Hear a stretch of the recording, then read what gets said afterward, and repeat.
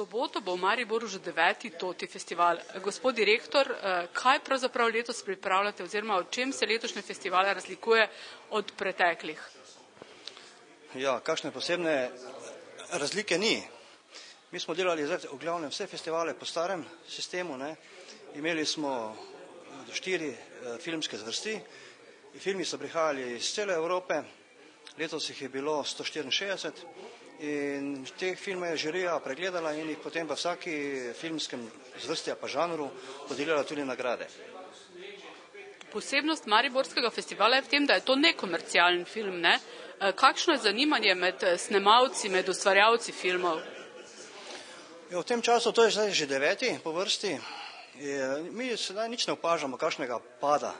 Mi imamo vedno filmov približno od 120 do 160, ne? In tudi letos je ta številka zelo visoka. Tako da naš festival je zdaj že v Evropi, pa tudi še malo izven Evrope postal poznan in zgleda, da vleče. Je tematika določena ali se vsak od ustvarjalcev po svoje odloča, kaj bo na filmu prikazal? Ne, tematika je čisto prosta, vsak lahko seveda v skupini nekomercialnega filma pošle, kar je pač posnel. Kakšno je pa zanimanje med slovenskimi ustvarjalci?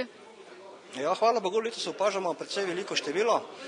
Sedaj je Slovenija že druga po številu filmov, kar je bila naša želja in smo skrbeli, da bi to bil tudi neke vrste slovenski pregled amaterskega ali ne, da se reče ljubiteljskega filma.